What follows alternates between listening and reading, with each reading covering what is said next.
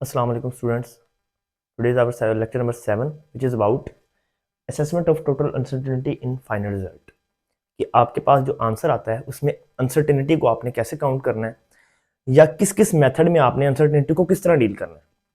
तो इसमें सबसे पहला जो हमारे पास केस आता है इसमें है एडिशन और सब्सट्रैक्शन। एडिशन, जब दो मेजरमेंट को आप ऐड करेंगे या सब्ट्रैक्ट करेंगे तो वो जिस इंस्ट्रूमेंट से मेजर की गई है उसकी अनसर्टेनिटी उन दोनों मेजरमेंट की ऐड होगी, चाहे वो वैल्यूज आपस में सब्ट्रैक्ट हो रही हैं या ऐड हो रही हैं, लेकिन अनसर्टेनिटी हर केस में ऐड होगी for the addition and subtraction. तो यहां पर आप देख सकते हैं हमारे पास दो मेजरमेंट हैं, एक x1 और एक x2। x1 मेजरमेंट है 15.4 जिसमें अनसर्टेनिटी है 0.1 की। सेकंड मेजरमेंट है हमारे पास 25.6 जिसमें अनसर्टेनिटी है 0.1 की। ठीक है, अगर हम x2 माइनस x1 मतलब इन दोनों मेजरमेंट का सब्ट्रैक्शन करते हैं तो देखें दोनों मेजरमेंट आपस में सब्ट्रैक्ट हो रही हैं, 25.6 माइनस 15.4, लेकिन इनकी अनसर्टेनिटी आपस में क्या होती है, हमेशा ऐड होती है। ठीक है, तो अनसर्टेनिटी को आपने एडिशन या सब्ट्रैक्शन के दौरान हमेशा ऐड करना है। तो देखें 0.1 प्लस 0.1 इज इक्वल टू 0.2, लेकिन यहां पर क्या हुआ है, सब्ट्रैक्शन हुई है। इसी तरह अगर आप यहां पर ऐड कर रहे हो तो यहां पर सिर्फ एडिशन का साइन आना था, ये ऐड होनी थी, अनसर्टेनिटी तब भी ऐड होनी थी। सब्ट्रैक्शन है तो एडिशन तब ये भी तब भी ऐड ही हो रही है। ठीक है, तो सेकंड केस होता है मल्टीप्लिकेशन एंड डिवीजन। इसमें आपने क्या करना है, इसमें सिंपली आपने जो अनसर्टेनिटीज परसेंटेज निकलेंगी उनको ऐड करके फाइनल टर्म के साथ आपने लिख देना। जैसे कि फॉर एग्जांपल आपके पास वोल्टेज की मेजरमेंट है 3.4, इसमें अनसर्टेनिटी है प्लस माइनस 0.1 वोल्ट की। इसी तरह करंट की वैल्यू 0.68, इसमें अनसर्टेनिटी है 0.05 एम्पियर की। जब आप रेजिस्टेंस फाइंड करने के लिए वोल्टेज और करंट को डिवाइड कर रहे हैं, आंसर तो आपके पास आ गया 5.0 वोल्ट पर एम्पियर या ओम कह सकते हैं इसको। ठीक है, अब आपने दोनों केसेस में परसेंटेज अनसर्टेनिटी को काउंट करना है। ये केस है मल्टीप्लिकेशन के लिए या डिवीजन, दोनों के लिए अप्लाई होता है। जब दो वैल्यूज को मल्टीप्लाई कर रहे हैं या दो वैल्यू को डिवाइड कर रहे हैं, दोनों में इसी तरह ही होगा। ठीक है, वो जो दो चीजें मेजर हो रही हैं, ठीक है, ये दो चीजें डिवाइड हो रही हैं या मल्टीप्लाई हो रही हैं, उन दोनों की आपने परसेंटेज अनसर्टेनिटी निकालनी है। ठीक है, फॉर एग्जाम्पल अगर वोल्टेज और करंट को मल्टीप्लाई कर रहे होते तब भी हम यही केस करते हैं। ठीक है, अनसर्टेनिटी आपने निकाल ली 0.1 डिवाइडेड बाय 3.4, 0.1 इसके absolute uncertainty, measured value 3.4 multiply by 100% is equal to 3%। ठीक है, आपने जब कैलकुलेट किया तो 3% आंसर आ जाएगा। इसी तरह जब करंट की अनसर्टेनिटी निकालेंगे तो 0.05 divided by 0.68 multiply by 100% is equal to 7%। तो ये वैसे अगर आप देखें तो ये अनसर्टेनिटी के सारे फार्मूलाज, फ्रैक्शनल अनसर्टेनिटी, परसेंटेज या अनसर्टेनिटी, ये सब चीजें प्रीवियस लेक्चर्स में हमने डिस्कस की हुई हैं। ठीक है, तो दोनों अनसर्टेनिटी आ गई। अब हम इनको क्या करेंगे, सम कर देंगे। In case of multiplication and division आपने परसेंटेज अनसर्टेनिटी को हमेशा क्या करना होता है, ऐड करके फाइनल आंसर के साथ लिखना होता है। तो जब 10% आ गया तो आंसर आपके पास आया था 5 ओम, 5 ओम के साथ हमने प्लस माइनस करके 10% टोटल दोनों की परसेंटेज अनसर्टेनिटी को ऐड करके आपने आंसर के साथ लिख दिया। अब 10% किसका, इस वैल्यू का 10%। ठीक है, ये देखिए मैंने यहां पर काउंट भी किया, 10/100 मल्टीप्लाई बाय 5.0, तो आंसर आएगा 0.5। तो आप इसे इस तरह भी लिख सकते हैं और ऐसे भी लिख सकते हैं। ज्यादा एक्यूरेट मेथड ये वाला है, आप 0.5 ओम साथ लिख दें कि 0.5 इसमें अनसर्टेनिटी है। 0.5 ये लेस भी हो सकती थी और इससे ज्यादा भी हो सकती थी। ठीक है, अब आ जाता है केस पावर फैक्टर का। पावर फैक्टर, जब भी कोई ऐसा फॉर्मूला जिसमें जो हम मेजरमेंट कर रहे हैं उसका स्क्वायर लिया जाए, क्यूब लिया जाए या इस तरह का केस हो, तो तब आपने पावर फैक्टर का रूल यूज करना है। पावर फैक्टर फॉर एग्जांपल आप किसी चीज का एरिया मेजर कर रहे हैं। ठीक है, एरिया में आपने कौन सी चीज मेजर की किसी इंस्ट्रूमेंट से, वो कौन सी चीज थी, रेडियस था। रेडियस आपने वर्नियर कैलिपर से मेजर किया, उसकी अनसर्टेनिटी 0.01।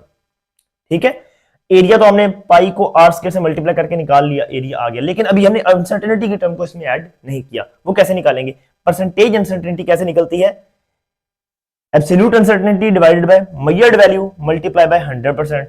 जब आप करेंगे तो आपके पास आंसर आएगा 0.8।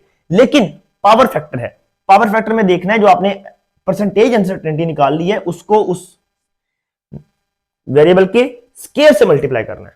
ठीक है, रेडियस के स्क्वायर से मल्टीप्लाई कर देना है। तो ये अनसर्टेनिटी 0.8 है, तो इसको जब पावर कितनी है 2 है, तो अनसर्टेनिटी को 2 से मल्टीप्लाई कर देंगे, आंसर आएगा 1.6। अब ये 1.6 इसके साथ ऐड हो जाएगा जो हमने एरिया निकाला, तो 1.6% ऑफ 4.906, तो 1.6% अगर हम इसका फाइंड करते हैं तो ये आता है 0.09। ठीक है, तो इस तरह से आपने पावर फैक्टर में मल्टीप्लिकेशन एंड डिवीजन में और सब्ट्रैक्शन में अलग अलग से अनसर्टेनिटी को डील करना है फाइनल रिजल्ट के लिए। ठीक है, कि फाइनल रिजल्ट में आपने एडिशन और सब्ट्रैक्शन के केस में सिर्फ एब्सोल्यूट अनसर्टेनिटी को ऐड कर देना है, मल्टीप्लिकेशन और डिवीजन के केस में परसेंटेज अनसर्टेनिटी को ऐड करके फाइनल रिजल्ट में लिख देना है। लेकिन पावर फैक्टर के केस में परसेंटेज अनसर्टेनिटी को उस नंबर की ये जो रेडियस है या डायमीटर है या जो भी चीज होगी, उसका क्यूब है, स्क्वायर है, जो भी चीज है, उससे आपने मल्टीप्लाई कर देना है। ठीक है, फिर आपने उसके एंड पे लिखना है फाइनल रिजल्ट के साथ। ठीक है, इसी तरह एक एग्जांपल है हमारे पास, एग्जांपल 1। ठीक है, इसमें क्या है, लेंथ, विड्थ एंड थिकनेस दी हुई है, हमने वॉल्यूम फाइंड करना है और साथ कहा गया कि वॉल्यूम को हम सिग्निफिकेंट फिगर के अकॉर्डिंग उसका आंसर बताएं। ठीक है, लेंथ भी मीटर में है, ब्रेड्थ भी मीटर में, थिकनेस को आप सेंटीमीटर है तो सेंटी का प्रीफिक्स 10⁻⁻2 ये साथ ऐड कर देंगे तो तीनों मीटर्स में आ गए। आप इन तीनों को मल्टीप्लाई करेंगे, आपके पास वॉल्यूम आ जाएगा। तो कैलकुलेटर पे कुछ आपको इस तरह का आंसर शो होगा, 2.35277 मल्टीप्लाई 10⁻²। अब हमने जब इसको सिग्निफिकेंट फिगर्स में देखना होता है ना, तो वो ये मैंने आपको प्रीवियस लेक्चर में बताया था कि जब आंसर को आप लेस एक्यूरेट नंबर की तरफ लेकर जाते हैं। अब इन सब में लेस एक्यूरेसी उसकी होगी जिसके अंदर सिग्निफिकेंट फिगर कम होंगे। सिग्निफिकेंट फिगर किसमें कम है, इसमें सबसे कम है। कितने सिग्निफिकेंट फिगर है, 2, तो आपका आंसर भी 2 डिजिट वाला ही होना चाहिए या 2 सिग्निफिकेंट फिगर वाला ही होना चाहिए। तो आप इसे सेकंड डिजिट पे राउंड ऑफ कर देंगे। ठीक है, तो ये जब इस पे राउंड ऑफ करेंगे तो इससे नेक्स्ट नंबर जो है वो ग्रेटर देन 5 है, क्योंकि 5 के आगे 2 भी है, तो इसका मतलब है ये ग्रेटर देन 5 है। तो हम आंसर लिखेंगे 2.4। ठीक है, तो हमेशा अपने आंसर को वहां तक राउंड ऑफ करना होता है जो आपने मेजरमेंट्स यूज की हैं। यहां पर 3 मेजरमेंट्स यूज की थी, लेंथ, विड्थ एंड थिकनेस। इनमें सबसे लीस्ट एक्यूरेट कौन सी वैल्यू होती है, जिसमें सिग्निफिकेंट फिगर सबसे कम होते हैं। सबसे कम किस में है, 0.95 वाली में 2 सिग्निफिकेंट फिगर है, तो आपका आंसर भी सेकंड डिजिट पर राउंड ऑफ हो जाना चाहिए। ठीक है, तो हमने ये 2.4 पे राउंड ऑफ कर दिया और हमारा आंसर ये फाइनल होगा। ठीक है, तो ये एग्जांपल नंबर 1।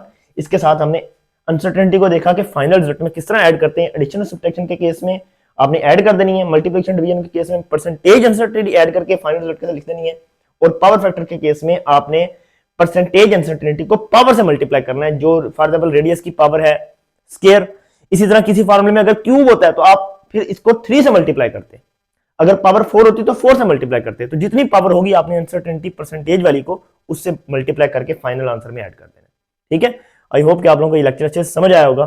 ठीक है, तो चैनल को सब्सक्राइब करें और अपना ख्याल रखिएगा। अल्लाह हाफिज।